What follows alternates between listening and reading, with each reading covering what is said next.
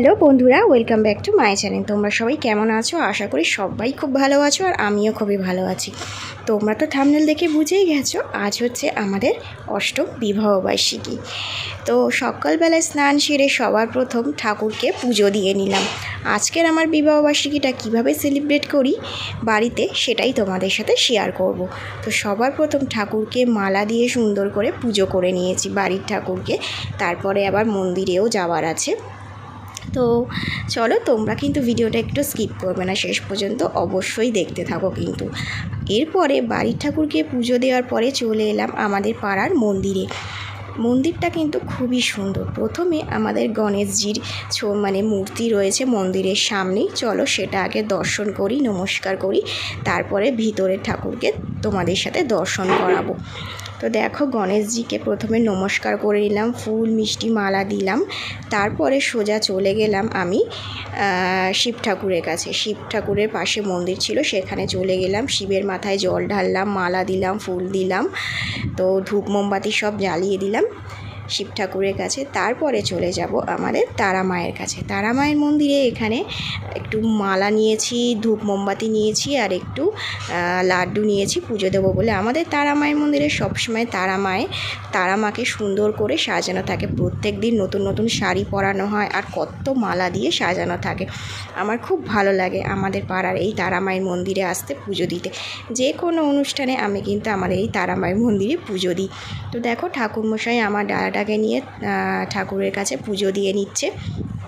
তো আমার বরের বা আমার ছেলের জন্মদিন বলো, তখনও আমি কিন্তু তারা মায়ের কাছে এসে পুজো দিই। আর আজকে আমাদের বিবাহবার্ষিকী বলে কথা, অষ্টম বিবাহবার্ষিকী আমাদের, তো সেজন্য ভাবলাম একটু পুজো দিয়ে আসি। পুজো দিয়ে এসে এই যে আমার বরমশাই বসে পড়েছে, আর দেখো না, এক মাথা চুল দাড়ি গোপ নিয়ে বসে রয়েছে। কালকের কত করে বললাম চুল দাড়িটা কাটো, একটুও কাটলো না। আর প্রত্যেক বছর বিবাহবার্ষিকীর দিনে ও আমাকে সিঁদুর পরিয়ে দেয়, আমি ওর হাত থেকে সিঁদুরটা পরি। দেখো না কেমনভাবে সিঁদুর পরাচ্ছে, এখনও পর্যন্ত সিঁদুর পরাতে লজ্জা পাচ্ছে, পাগল একটা। যাই হোক, তো সিঁদুরটা পরিয়ে নিলাম। তারপরে ওকে একটা গিফটও আমি দিয়েছিলাম। সেটা কি বলো তো, ওর হাতে আমি দিচ্ছি, দাঁড়াও। তো এই যে হচ্ছে গিফট, ওকে একটা টি শার্টই দিয়েছি। কি গিফট দেবো বলো? একটা ছেলেদের গিফট দেওয়ার জন্য কি থাকে, মেয়েদেরকে গিফট দেওয়ার জন্য অনেক কিছু থাকে, কিন্তু ছেলেদের গিফট দেওয়ার জন্য ভেবে চিন্তা করতে হয় যে কী গিফট দেওয়া যায়। তো যাই হোক, ওকে একটা ব্ল্যাক কালারের হালকা সুতির একটা গেঞ্জি দিয়েছি। ও এই রকম টাইপের গেঞ্জি খুবই পছন্দ করে, সেই জন্যে ওকে একটা এরকম গেঞ্জি দিয়েছি, গোল গলা, হালকা পাতলা, গরমে পরলে আরামও হবে, সেজন্য এইরকম দিয়েছি। আর আমার বরের ওটা পছন্দও হয়েছে, বলেছে খুব ভালো হয়েছে।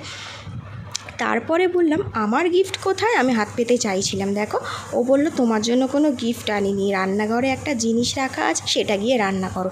আমি ভাবলাম কি রাখা আছে রান্নাঘরে, তাহলে চলো রান্নাঘরে গিয়ে দেখি আমার জন্য কী এনে রেখেছে। রান্নাঘরে এসে দেখলাম মটন এনে রেখেছে। আমি পুজো দিতে গেছিলাম তখন, সেই পাকে গিয়ে মটন নিয়ে এসছে। আমি মটন খেতে খুব ভালোবাসি, তো সেই জন্যে মটন নিয়ে এসছে। ও বললো এইটাই তোমার গিফট। যাই হোক, চলো এটাই রান্না করা যাক আজকের বিবাহবার্ষিকী বলে কথা। মটনটা আমাদের খুব একটা বাড়িতে আসে না। এই বিবাহবার্ষিকীর দিন, তারপর দোলযাত্রার দিন আমাদের এই দুবারই বছরে মটন হয়। মটনের যা দাম, আর আমাদের মতন মধ্যবিত্ত বাড়িতে রোজ রোজ প্রত্যেক সপ্তাহে মটন খাওয়া সম্ভব নয়। এই বিবাহবার্ষিকীর দিন বলে আজকে মটনটা নিয়ে এলো। তো সব সবজি কেটেছি, আলু, পেঁয়াজ, আদা, রসুন সব কেটে নিয়েছি। আলুগুলোকে ভেজে নিচ্ছি, আর একদিকে প্রেশার কুকারে মটনটাকে সেদ্ধ বসিয়ে দিয়েছি। আর এদিকে পেঁয়াজ, আদা, রসুন, টমেটো মশলাপাতি দিয়ে ভালো করে মশলাটাকে কষে নিয়ে তারপর সেদ্ধ করে রাখা মটনটা তার মধ্যে দিয়ে দিলাম। তারপর ভেজে রাখা আলুগুলোও দিয়ে দিলাম, দিয়ে তারপর ভালো করে মটনটা অনেকক্ষণ ধরে কষে নিলাম। আমি কিন্তু এভাবেই মটনটা রান্না করি। আমার মটন রান্না করতে খুব একটা বেশি সময় লাগে না, কারণ আমি সবার প্রথম মশলাপাতি দিয়ে মটনটাকে সেদ্ধ করে নিই। আর সেদ্ধ করা যে জলটা থাকে, সেই জলটা দিয়েই আমি জলটা দিয়ে দিই, তারপর সেই জলেই ফুটে সেদ্ধ হয়ে যায়। দেখো, মটন সেদ্ধ করা যে জলটা ছিল সেটাই কিন্তু আমি দিয়ে দিয়েছি, পুরো প্রেশার কুকারের জলটাই আমি দিয়ে দিয়েছি। আমার বেশি বাকি নেই মটনটা সেদ্ধ হতে, শুধু আলুটাই একটু বাকি আছে সেদ্ধ হতে, ব্যাস, তাহলেই আমি একটু পরে নাবিয়ে দেবো। আর নাবানো হয়ে যাওয়ার পরে আমি সবার প্রথম ছেলেকে খাইয়ে দিয়েছি, ও এখন কার্টুন দেখছে। তো এখন বসেছি আমরা খেতে। আর রান্না করতে করতে আমি প্রচণ্ড ঘেমে গেছিলাম, শাড়ি পুরো ভিজে গেছিলো, সেই জন্য শাড়িটাকে খুলে আবার আমি আমার নিজস্ব পোশাক অর্থাৎ নাইটি সেটাই পরে নিয়েছি। প্রচণ্ড গরম লাগছিল, পুজো দেবো বলে নাইটিটা পরেছি, মানে পুজো দেওয়ার জন্য এই শাড়িটা পরেছিলাম, কিন্তু এখন আবার খুলে রেখে দিয়ে আমি আবার নাইটিটা পরে নিলাম। তিনজনে একসাথে খেতে বসেছি। আমার বর গেঞ্জি পরেছিল না, সেজন্য আমার বরকে আর দেখাতে পারলাম না। তো এখন আমরা বারান্দার মধ্যে তিনজনে খেতে বসেছি। ছেলের তো আগেই খাওয়া হয়ে গেছে। তো খুব সুন্দর রান্না হয়েছিল, মটন আর ভাত, আর কিছু রান্না করিনি, কারণ মটনের সাথে আর কিছু কিন্তু লাগে না। একটুখানি শুয়েছিলাম 1 ঘন্টার মতন, তারপর আবার 3:30টার সময় উঠে রেডি হতে হলো, কারণ ছেলের যোগা ক্লাস আছে। যোগা ক্লাসে নিয়ে চলে এসেছি। দেখো এখন এখানে যোগা ওদেরকে করাচ্ছে, ছোট থেকে বড় সবাইকেই শেখানো হয় যোগা।